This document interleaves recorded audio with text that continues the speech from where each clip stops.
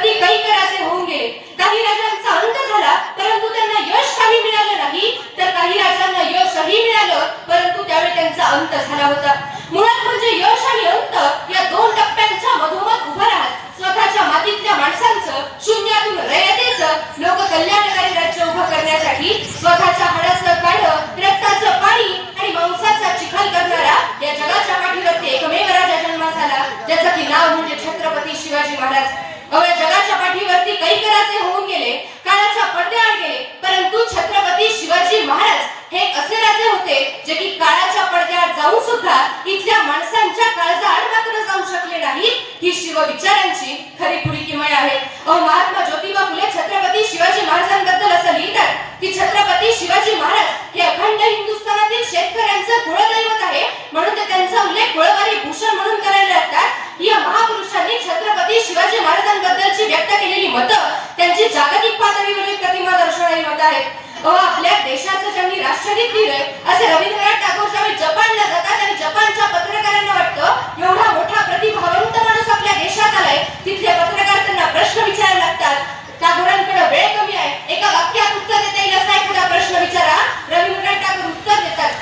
पत्रकार प्रश्न विचारतात की रवींद्रनाथजी आम्हाला एका वाक्यात सांगा तुमच्या देशाची ओळख काय, आणि त्यावेळी टागोरांचं असं उत्तर असतं की तथागत सिद्धांत गौतम बुद्धांचं तत्वज्ञान आणि छत्रपती शिवाजी महाराजांचा पराक्रम ही माझ्या देशाची ओळख आहे. आपल्या देशाची ओळख सांगताना शिवाजी हे नाव वजा करता येत नाही. ही शिवविचारांची किमया आहे. व्हिएतनाम सारखं एवढं दुबळं राष्ट्र आणि पलीकडे अमेरिकेसारखा एवढा सामर्थ्यशाली देश, व्हिएतनाम सारखं एवढं दुबळं राष्ट्र अमेरिकेसारख्या एवढ्या सामर्थ्यशाली देशाला तब्बल 6 वर्ष झुंजवत ठेवतं आणि नंतर त्यावर विजय प्रस्थापित करतं. त्यावेळी व्हिएतनामच्या राष्ट्राध्यक्षांना प्रश्न विचारला जातो की तुम्ही कुठल्या बळावर अमेरिकेला हरवलं, आणि त्यावेळी व्हिएतनामच्या राष्ट्राध्यक्षांचं उत्तर असतं की ज्यावेळी युद्ध पेटलं होतं त्यावेळी आम्हालाही वाटलं होतं आमचा पराभव होईल, परंतु युद्ध पेटलेलं असताना मी एका राजाचं चरित्र वाचलं आणि त्या चरित्राचा आदर्श आम्ही घेतला, ज्या की राजाचं नाव होतं छत्रपती शिवाजी महाराज.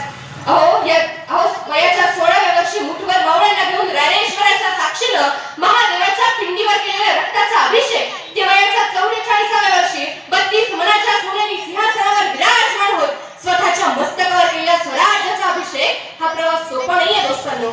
यासाठी तानाजी, बाजी, येसाजी, मुरारबाजी यांसारख्या सवंगड्यांचं रक्त उघड्या डोळ्यांनी पाहणं आणि हेच रक्त सांडून मिळवलेले किल्ले जड अंतकरणाने आणि मिर्झाराजे जयसिंगाच्या अधीन करणं हे सुद्धा सोपं नाहीये दोस्तांनो. यासाठी शाहिस्तेखानाच्या बोटात घुसून जुलमी राक्षसी बोट स्वराज्याच्या दिशेने येण्याआधीच तोडावं लागतं आणि अफजल खानाच्या पोटातून ज्याचा सहित संपूर्ण आदिलशाहीला सुद्धा फाडावं लागतं.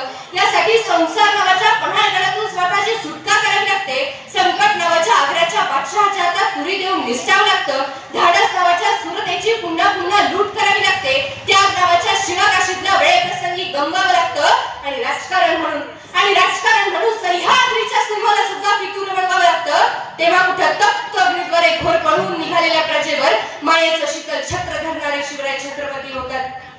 या जगाच्या इतिहासात राजे, महाराजे, सम्राट म्हणून अनेकांचा गौरव झाला आणि यापुढेही होत राहील. जगदत्ता सिकंदरच्या नावापुढेही सिकंदर महाल अशीच उपाधी लावण्यात येते, परंतु या जगाच्या इतिहासात छत्रपती ही उपाधी पहिल्यांदाच सर्वसामान्य रयतेकडून ज्यांना दिली गेली तो माणूस म्हणजे राजा शिवछत्रपती. गुलामीच्या वाळवंटात जन्माला येऊन स्वातंत्र्याचा महासागर निर्माण करणारा मानवतेचा सर्वात मोठा फरमान म्हणजे छत्रपती. शत्रूंच्या लाखांच्या छावणीत घुसून शत्रूच्या काळजाचा थरकाप उडवणारा जगप्रसिद्ध योद्धा म्हणजे छत्रपती. बेलात पसरलेल्या समुद्रावर आपल्या शौर्यानं आणि पराक्रमानं दहशत निर्माण करून पाण्यावरही काबू मिळवत the father of Indian navy म्हणून ओळखला जाणारा बाप म्हणजे Chhatrapati. The military system of Maratha नावाच्या पुस्तकात सुरेंद्रनाथ सेन म्हणतात त्याप्रमाणे एका जगप्रसिद्ध योद्ध्याची आपल्या विलक्षण युद्धनीतीने झोप उडविणारा मॅनेजमेंट गुरु म्हणजे छत्रपती. तलवारीच्या पातीनं सह्याद्रीच्या काळ्याकुट्ट पाषाणावर आपल्या शौर्याची आणि पराक्रमाची अजरामर गाथा लिहिणारा नीतिवंत, कीर्तिवंत, पुण्यवंत आणि बुद्धिवंत राजा म्हणजे छत्रपती.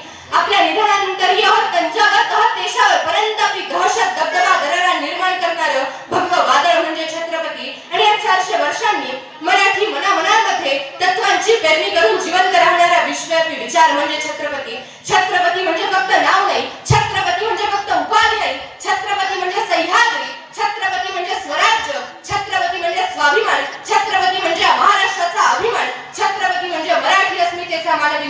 आणि छत्रपती म्हणजे साक्षात दैवत. गजांत लक्ष्मीकर उभा करून गजपती झाले छत्रपती शिवराय. पण आज दारिद्र्याचं जीवन जगतोय तो आजचा आमचा महाराष्ट्र. 360 गडकोट दुर्गांवरती आपलं अधिराज्य प्रस्थापित करताना गणपती झाले छत्रपती शिवराय. पण आज त्याच गडांची विल्हेवाट लावतोय तो आजचा आमचा महाराष्ट्र. 720 किलोमीटरच्या सागर किनारपट्टीवरती घाट बनवत असताना जलपती झाले छत्रपती शिवराय. पण आज पाण्यासाठी वनवन आक्रोश करत फिरतोय तो आजचा आमचा महाराष्ट्र. लाखो हजारांच्या सैन्यावरती आपलं अधिराज्य प्रस्थापित करताना नरपती झाले छत्रपती शिवराय. पण आज दररोज माणुसकीला देखील काळीमा फासतोय तो आजचा आमचा महाराष्ट्र. म्हणून एका सुभाषितकाराचे शब्द मला आठवतात. होतात दररोज युद्ध इथे परिते कृष्ण आज नाही. होतात दररोज युद्ध इथे परिते कृष्ण आज नाही. अरे ही गीता कोणाचं सांगू ते अर्जुनही आज नाही.